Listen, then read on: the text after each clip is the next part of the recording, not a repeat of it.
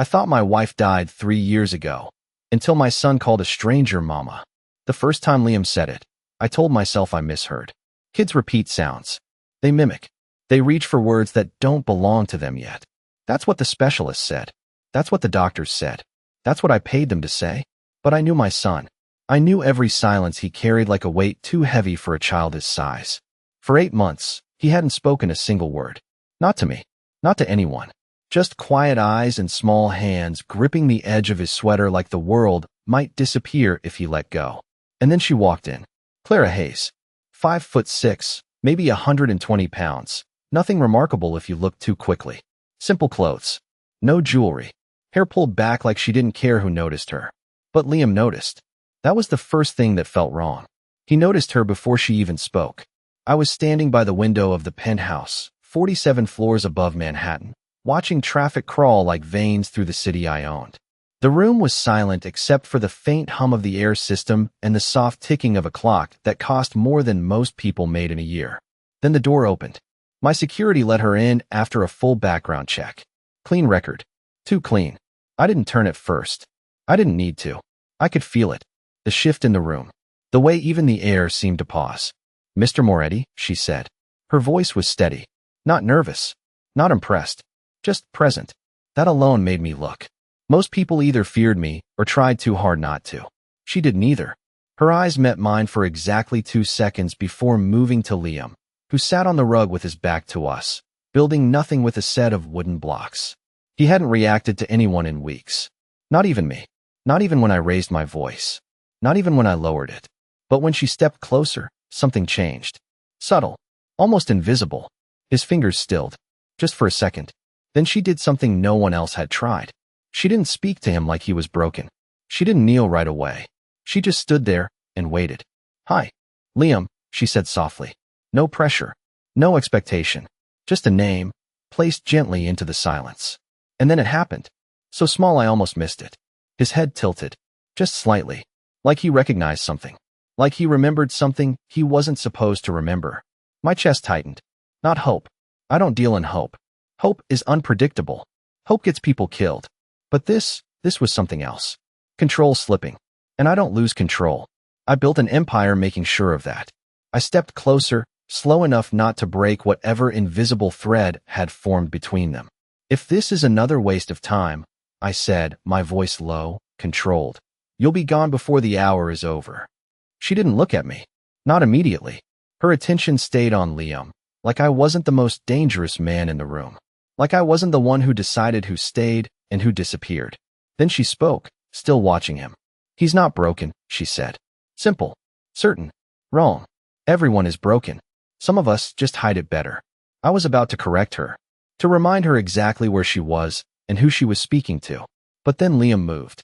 A small hand reached out. Not to me. Never to me. To her.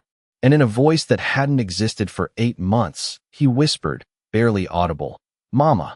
The world didn't stop. The city kept moving below us. Cars kept honking. Lights kept flickering. But inside that room, everything shifted. And for the first time in years, I felt something I couldn't control. The word did not echo. It did not repeat. It simply stayed there, hanging in the air between us like something fragile and irreversible. Mama. My pulse slowed instead of racing, which was worse. Because fear, I understood. Anger, I controlled. But this quiet, precise shift in reality. I had no protocol for it. Clara did not react the way anyone else would have. No sudden movement. No sharp inhale. She did not look at me for permission or panic for approval. She simply lowered herself to the floor, slow and careful, like approaching something sacred rather than something broken. Hi. She whispered again, softer this time, like the first word had only been a door and this one was stepping through it. Liam's fingers curled into the fabric of her sleeve. Not tight, not desperate, familiar. That was the part that scraped against something deep inside my chest. Familiar meant history. Familiar meant connection. And I had erased every connection that could threaten my son's life the night Elena died. Or the night I was told she died. I stepped closer, each movement measured, each breath controlled. He does not talk, I said, my voice even, but lower now, quieter, like the room itself demanded it. Clara nodded slightly, still watching Liam. He does, she replied. Not challenging.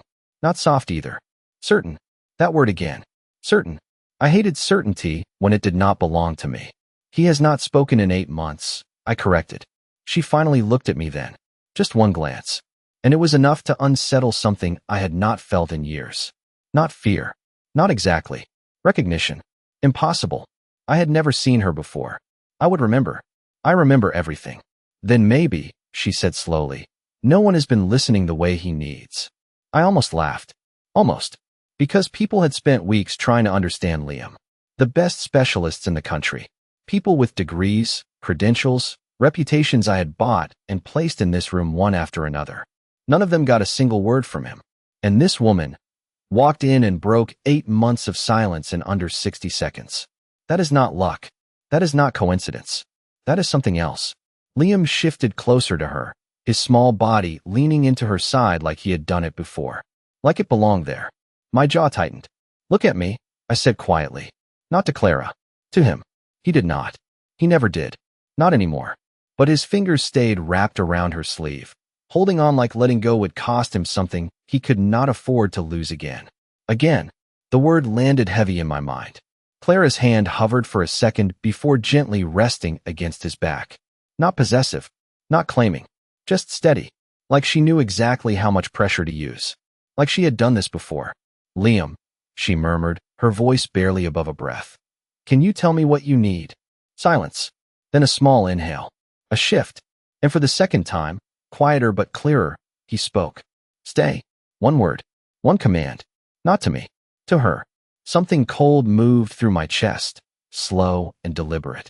This was no longer about therapy. This was no longer about hope.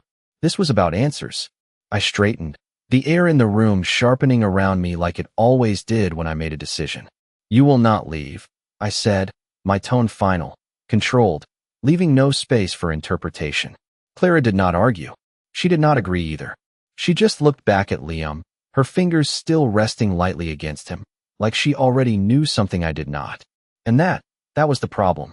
Because I do not tolerate unknown variables. Not in my business. Not in my home. And definitely not around my son.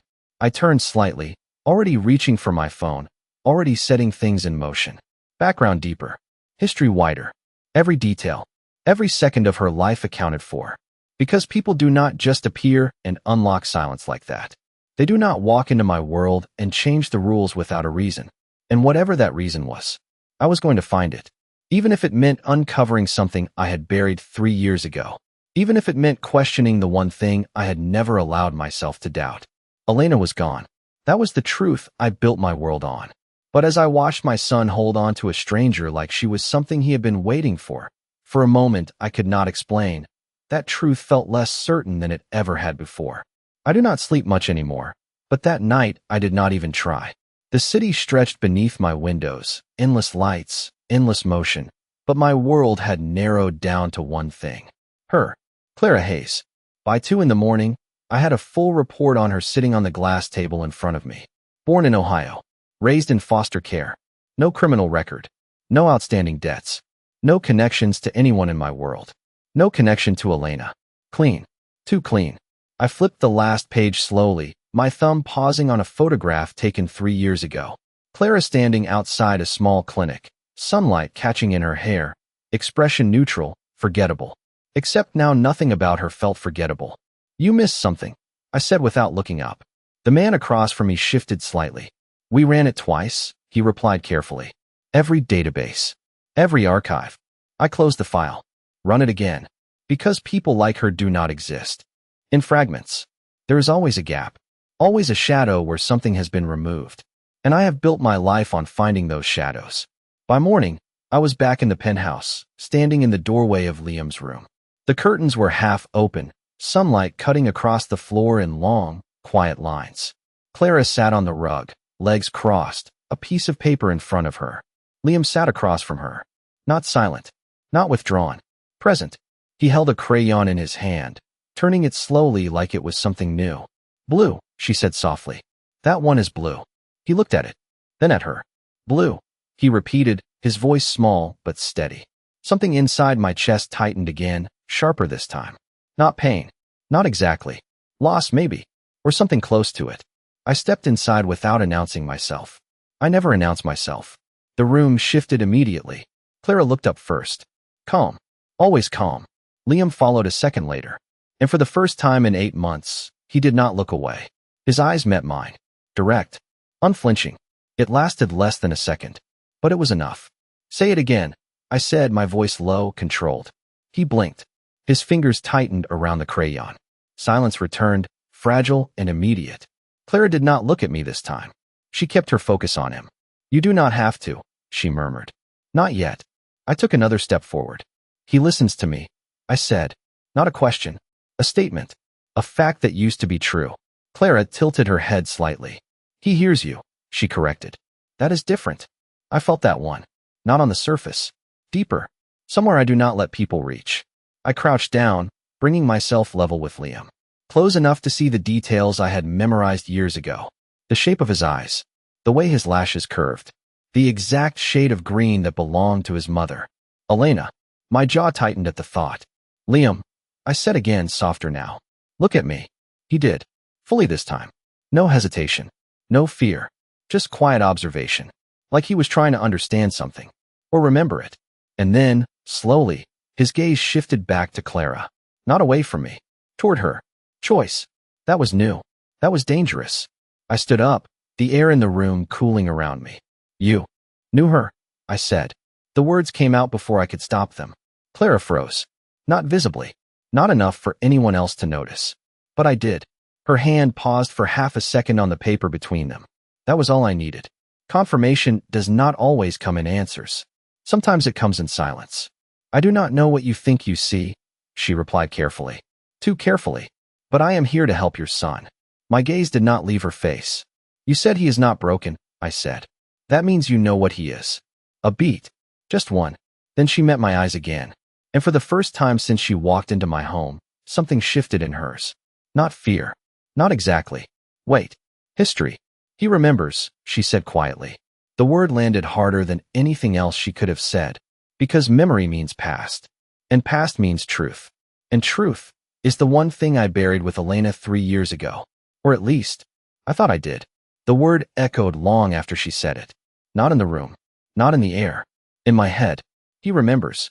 I turned away before either of them could see the shift in my expression. Control is not about silence. It is about timing. And I needed time. What does he remember?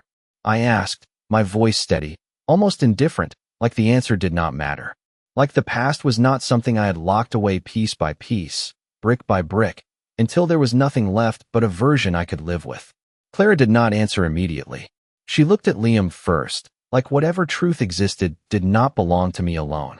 That annoyed me more than it should have. Everything in this room belonged to me. Every answer.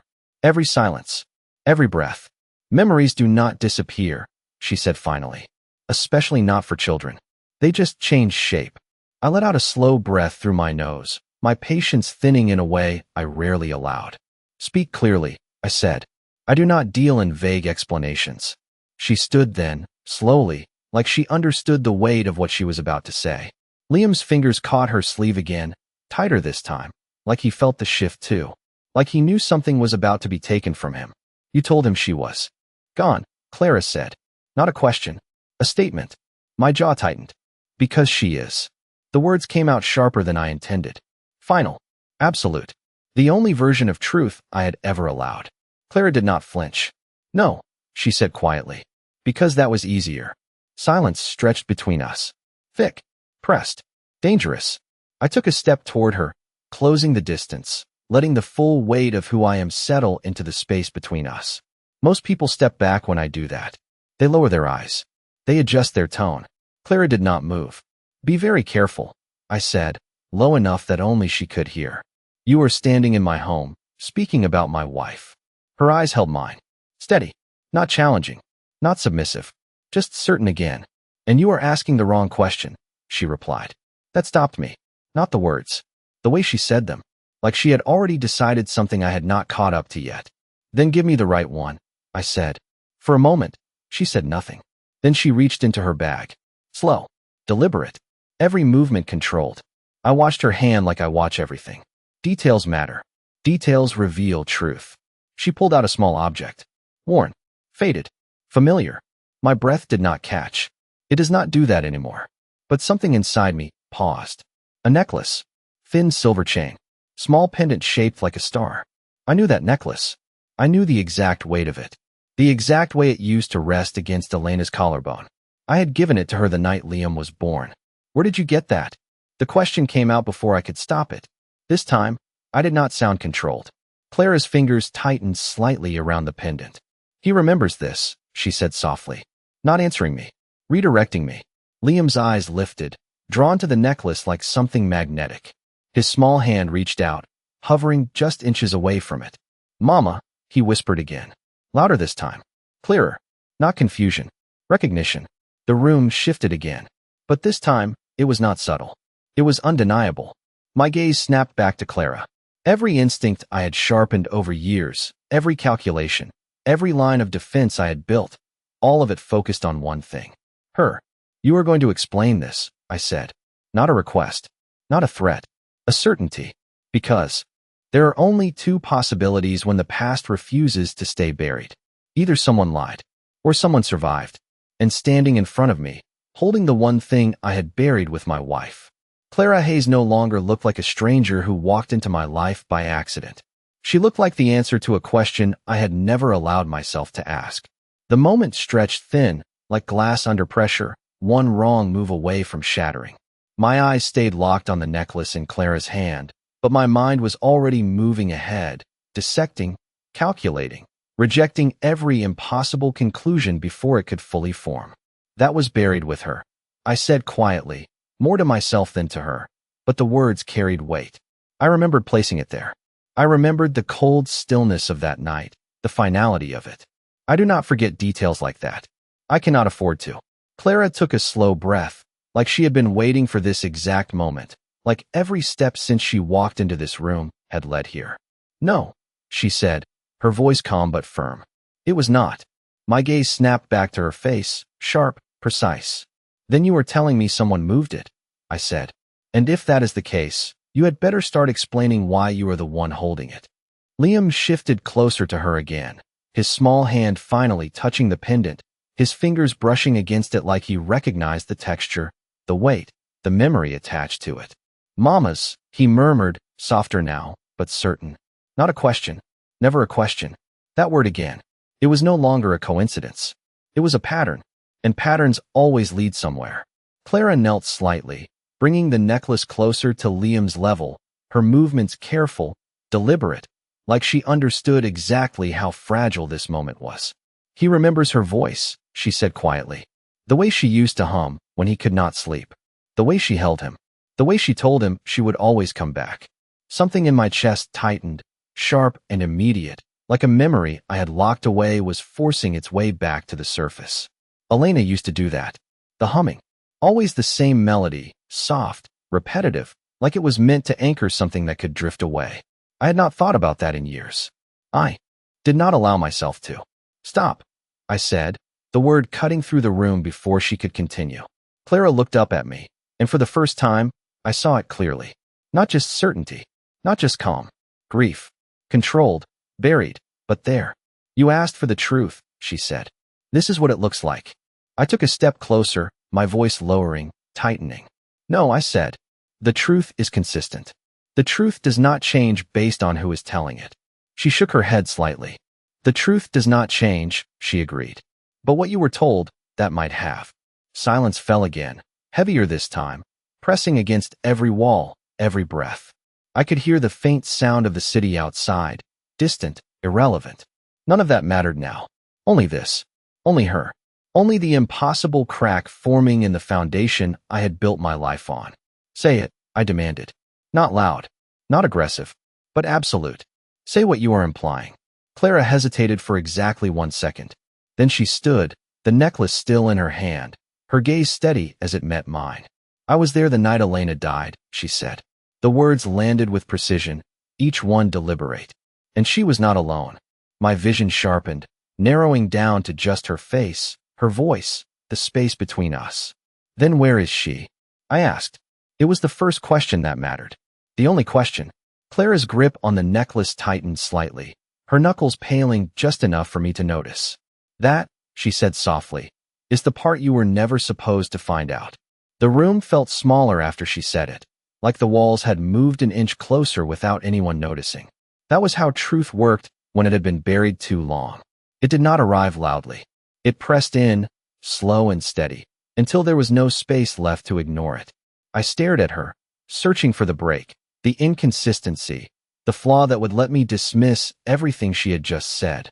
You expect me to believe, I began slowly, my voice measured, that for 3 years, no one thought to tell me my wife did not die the way I was told. Clara did not answer right away. She never rushed answers. That was something I had noticed from the beginning. Like she understood that timing mattered more than words. I expect you to understand, she said quietly, that someone made sure you believed it. That landed harder than anything else. Not because it was louder, but because it fit too well. Too many pieces I had never questioned. Too many details I had accepted because they came from sources I trusted, or thought I did. My mind moved quickly now, retracing steps, replaying that night in fragments I had locked away. The call, the report, the confirmation, everything clean. Too clean. My jaw tightened. Names, I said. If you know something, you give me names. Clara shook her head slightly. If I give you names right now, you will act, she replied. And if you act without knowing the full truth, you might destroy the only chance you have to understand what really happened. I took another step toward her, the distance between us gone now, close enough to see the small tension in her shoulders, the way her fingers still held the necklace like it anchored her to something deeper than this moment. I do not wait, I said. I do not guess. And I do not let anyone control the information that belongs to me. Then stop trying to control it, she said softly, and start listening to it. That again, listening. Like everything I had built was missing something so simple it felt insulting. But Liam shifted beside her, pulling my attention back. He was watching both of us now, his small body still, his eyes moving between her and me like he understood more than either of us wanted him to. Mama said wait, he whispered. The words were slow, careful, but clear. My breath stilled. Not because of the word, because of the sentence. That was not mimicry. That was memory. Clara's eyes softened slightly as she looked down at him. She told you that? She asked gently. He nodded once. Small. Certain. Said. Daddy would not understand yet. The world narrowed again. Just those words. Just that implication. Elena's voice, carried through a child who had not spoken in months. A message. Not random. Not fragmented. Directed. I straightened slowly, the pieces beginning to shift into a pattern I did not like. She planned this, I said, more to myself now, the realization forming whether I wanted it to or not. Whatever happened that night, it was not chaos. It was a decision. Clara did not confirm it. She did not deny it either. She just watched me, like she was waiting for me to reach the conclusion on my own. Because it matters more when it is yours. I exhaled slowly, forcing control back into my voice, into my posture, into every part of me that had started to fracture under the weight of something I could not yet see clearly. You said you were there, I said. So you are going to start at the beginning. Not the version you think I can handle. The truth. Clara hesitated for a moment, her gaze flicking down to Liam, then back to me. And when she spoke again, her voice was quieter, but heavier. The beginning, she said, started long before that night. Clara did not sit back down right away. She stayed where she was, standing between me and Liam like a quiet line I had not decided whether to cross. The sunlight had shifted slightly across the floor, inching toward us, marking time in a way that felt too slow for what was unfolding. Before you think this is about one night, she said, her voice steady but lower now. You need to understand who Elena really was before you married her. My jaw tightened instinctively. I know exactly who my wife was, I replied.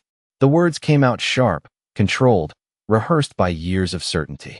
Clara held my gaze, and for the first time, there was something almost sad in her expression. You knew who she let you see, she said. That hit differently, not because it was loud, but because it carried the weight of something I had never questioned. I built my life on reading people, on seeing what others miss. And yet, Elena had always been the one person I never tried to read. I just believed. Liam shifted again, his small hand still resting against the necklace, his attention caught between us, like he understood this was not just a conversation. This was something being uncovered. Clara finally moved, lowering herself back to the floor beside him, her presence grounding him without effort. I met her 2 years before she met you, she continued. She was not Elena Moretti then. She was using a different name, different city, different life. My eyes narrowed slightly. That is not possible, I said immediately. I knew her. History. You knew the version that was safe to give you, Clara replied.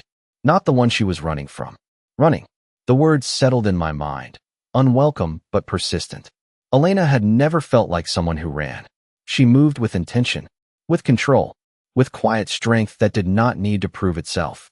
But that did not mean she had not been running before she found me. From what? I asked. This time, my voice was not sharp. It was focused. Clara glanced down at Liam, then back at me. From a truth that would have put both of you in danger long before you even met, she said. And she knew it. I exhaled slowly, my mind already connecting fragments I had ignored. The way Elena avoided certain questions. The way she changed topics when the past came too close. The way she insisted on keeping parts of her life separate from mine, even after we were married. I had seen it. I just chose not to press. Because trusting her was easier than questioning her. So she hid it, I said. Clara nodded once. Not because she did not trust you, she added.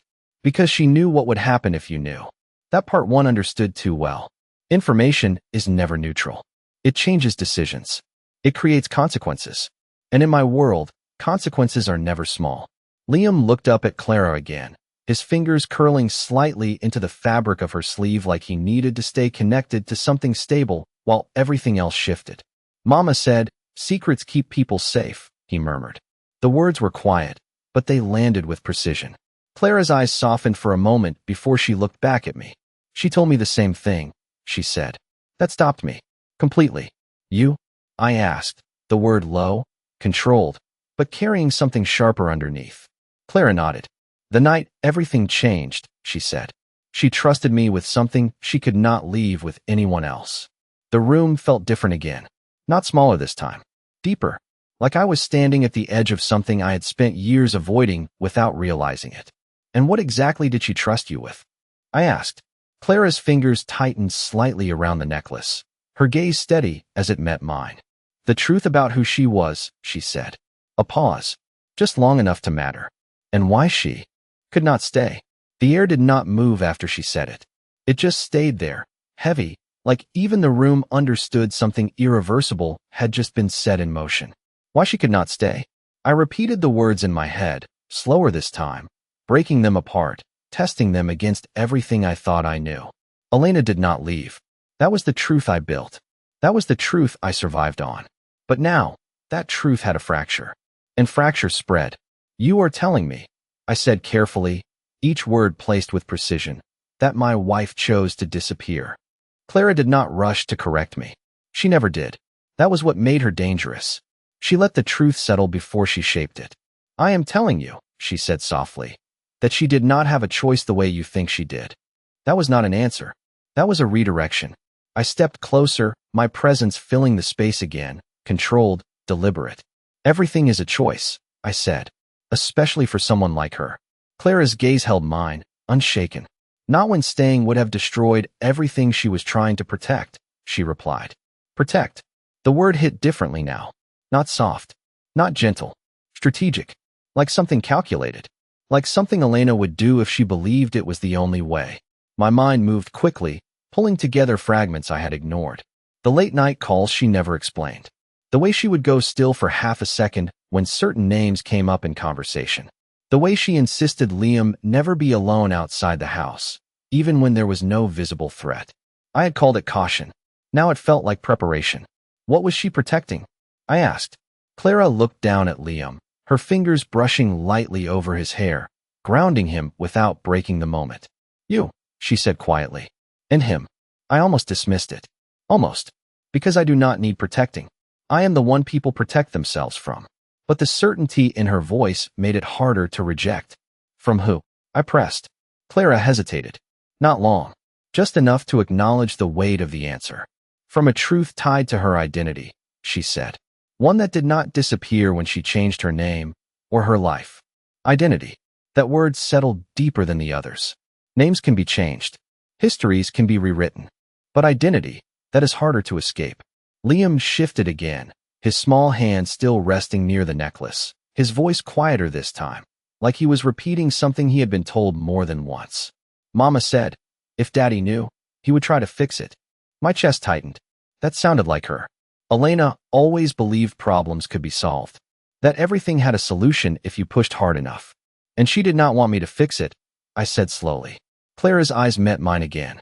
She knew you would not stop, she said. And that would have made things worse. Worse. The word echoed differently now. Not abstract. Not distant. Personal. Immediate. I exhaled slowly, the control I had rebuilt starting to strain again under the weight of something I could not yet see clearly. So she disappeared, I said. Left her son. Left me. And expected that to protect us. Clara shook her head slightly. She did not leave you, she said. She placed you somewhere safe from something you did not even know existed. That was the part one could not accept. Not yet. Because safety, in my world, is something I create, not something given to me. And certainly not something I was unaware of. I stepped back slightly, creating distance this time, not closing it. Thinking required space. Then start making this make sense, I said. Clara took a breath, her grip on the necklace tightening just enough to show this was not easy, even for her. The night she disappeared, she said quietly. She gave me something that proves everything I am telling you is true. My focus sharpened instantly. Where is it? I asked. Clara did not look away. Somewhere you cannot reach it by force, she replied. That answer would have frustrated me under any other circumstances. But now it did something else. It confirmed what I was beginning to understand. This was not just about the past. This was something still active, still moving, still dangerous in a way I had not yet defined. And for the first time in years, I was not the one in control of the full picture. Control is not something I lose. It is something I adjust. That is what I told myself as I stood there, watching Clara like she had just shifted the ground beneath my feet and expected me to pretend. It had not moved. Somewhere you cannot reach it by force. Most people say things like that because they do not understand what force actually means. But Clara did. That was the problem. She was not afraid of it, which meant whatever she was protecting was not something I could take. It was something I had to be given. I do not like that kind of power balance. I never have. Liam shifted closer to her again, his small shoulder brushing against her arm like it was the most natural thing in the world. Like she had always been there. I watched that carefully. Patterns do not lie. Attachment does not form in minutes. It forms in memory. You said she left you proof. I said, my voice quieter now, not less controlled, just more precise. That means she planned for this moment. Clara nodded once.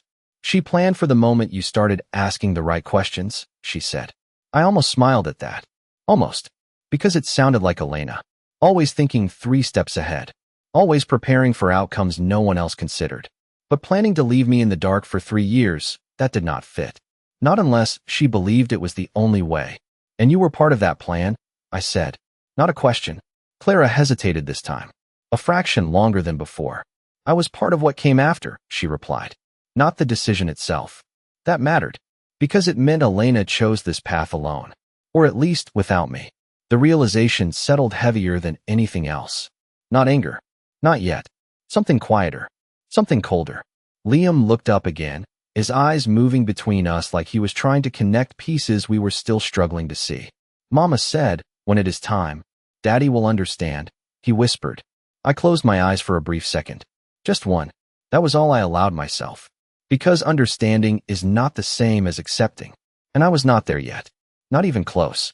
I opened my eyes again, focusing on Clara, on the necklace, on the only tangible link I had to a truth that refused to stay buried.